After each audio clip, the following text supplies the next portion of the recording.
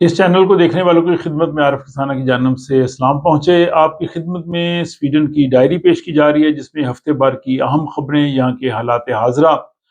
اور یہاں کے اپڈیٹس جو ہیں وہ شامل ہیں۔ تو چلتے ہیں جناب بلا تاخیر ان خبروں کی جانب۔ سب سے پہلی خبر یہ ہے کہ ایک خاتون جس کے گھٹنے کا آپریشن ہونا تھا،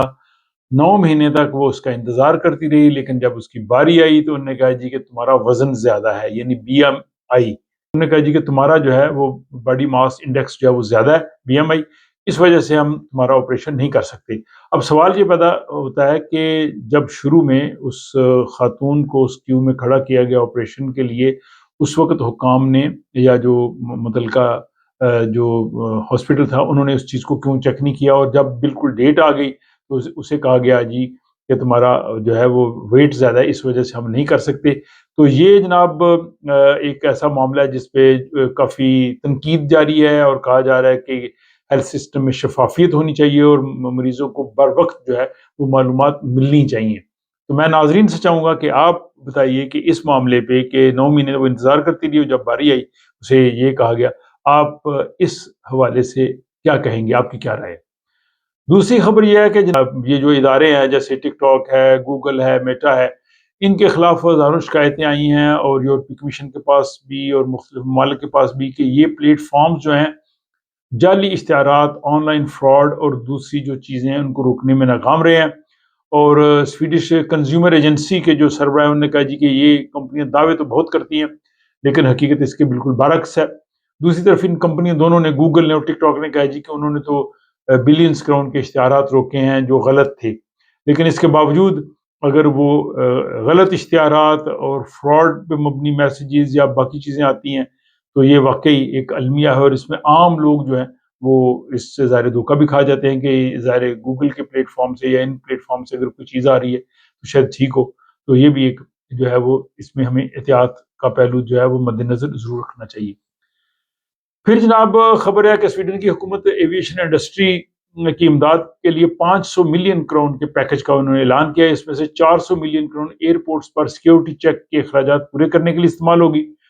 حکومت کا کہنا ہے کہ یہ جو ایندھن کی قیمتیں بڑھی ہیں اور موجودہ عالمی صورتحال ہے، اس میں فضائی صنعت یعنی ہوائی جہازوں کی صنعت اس پہ کافی دباؤ ہے، اور اس لیے وہ کہہ رہے ہیں جی کہ حکومت ان کو سپورٹ کرنا چاہتی ہے۔ لیکن دوسری طرف لوگ پوچھ رہے ہیں کہ لوگوں کے ٹیکسوں کا پیسہ نجی ایئر لائنز کو کیوں دیا جا رہا ہے۔ حکومت کا موقف ہے کہ فضائی سفر کو وہ مؤثر اور بہتر بنانا چاہتے ہیں، سلامتی کو،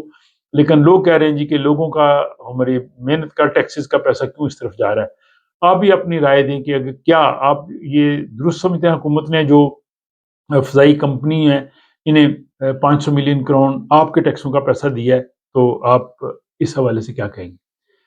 اس کے بعد جناب یہ ہے کہ یہاں پہ آپ کو پتہ ہے یہ کمپنی ہے جو پوسٹ وغیرہ ڈیلیور کرتی ہے، UPS، تو اس کے جو ڈرائیورز ہیں 50 کے قریب ملازمین ہیں، انہوں نے یہ شکایت کی ہے کہ ان کی جو گاڑیاں ان میں AI سے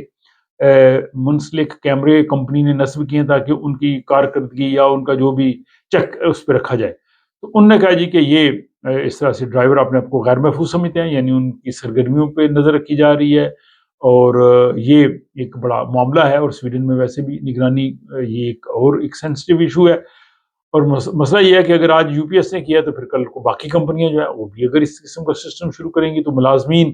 کا تحفظ اور ان کے کام کرنے کے اوقات یا ان پہ سٹریس جو ہے وہ کہاں جائے گا۔ تو یہ بھی ایک معاملہ تھا جو میں نے آپ کی خدمت میں اس حوالے سے اپڈیٹ پیش کیا۔ اس کے بعد جناب یہ ہے کہ سویڈن میں آپ کو پتہ ہے گرمیوں کے موسم میں یہ جو اسٹرابیریز ہیں، یودگوب، اور اس کے علاوہ باقی بھی جو بیریز ہوتے ہیں، ہالون اور بلو بیریز وغیرہ، ان کو اکٹھا کرنے کے لیے سیزنل سٹاف آتا ہے، لیکن اس دفعہ کہہ رہے ہیں جی کہ مزدور نہیں مل رہے۔ اس میں آپ کو پتہ ہے امیگریشن کے رولز وہ بھی اپنی جگہ پہ ہیں، اور پہلے تھائی لینڈ وغیرہ سے لوگ آتے تھے، وہاں سے نہیں آ رہے۔ اب کسان جو ہے وہ چیک ریپبلک، سلواکیا وغیرہ، یوکرین وغیرہ سے لوگوں کو بلانے کی کوشش کر رہے ہیں، کیونکہ یہاں کے جو نوجوان ہیں، سویڈش نوجوان، یا ایون ان کے پاس جاب نہیں، وہ یہ کام کرنا نہیں چاہتے کیونکہ کام تھوڑا مشکل ہے، اور شاید اس میں انکم بھی کم ہو۔ تو بہرحال اگر کچھ لوگ جو ہیں وہ بے روزگار ہیں اور وہ کام چاہتے ہیں تو وہ یہ اسٹرابری پک کرنے والا کام ہے، یہ ان کو مل سکتا ہے، یہ وہ نیٹ پہ چیک کر سکتے ہیں اپنے علاقے میں کہاں کہاں ہو سکتا ہے ان کو یہ کام مل جائے۔ اس کے بعد جناب یہ ہے کہ حکومتی جو جماعتیں ہیں اور خصوصاً ایس ڈی حکومت کے ساتھ مل کے ایک تجویز لانا چاہتی ہے کہ جن کے 4 یا اس سے زیادہ بچے ہوں ان کو سوشل بینیفٹس کم دیے جائیں، یعنی اس میں کمی لائی جائے،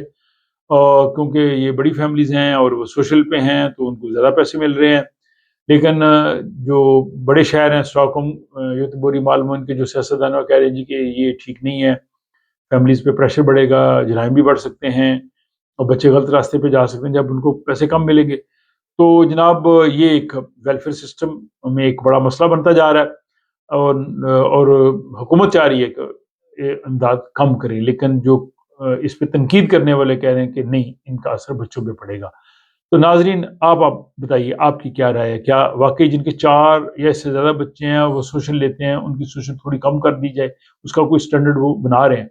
یا آپ سمجھتے ہیں کہ ایسا نہیں ہونا چاہیے؟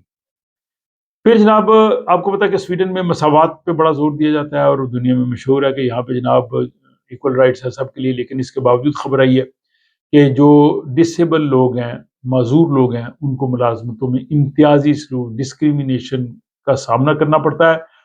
اور سویڈن کا جو سرکاری ادارہ ہے شماریات ایس سی بی، اس کے مطابق سویڈن میں 33% جو ڈسیبل لوگ ہیں یا جن کو کوئی بھی جسمانی معذوری ہے، ان کو کبھی نہ کبھی ملازمت میں امتیازی سلوک کا سامنا جو ہے وہ کرنا پڑا ہے، اور یہ کافی بڑی تعداد ہے۔ تو یہ اعداد و شمار یہ بتاتے ہیں کہ سویڈن جہاں ایک طرف مساوات کی اور ایکویلٹی کی بات کرے، ابھی بھی اس میں بہت زیادہ کام کی ضرورت ہے۔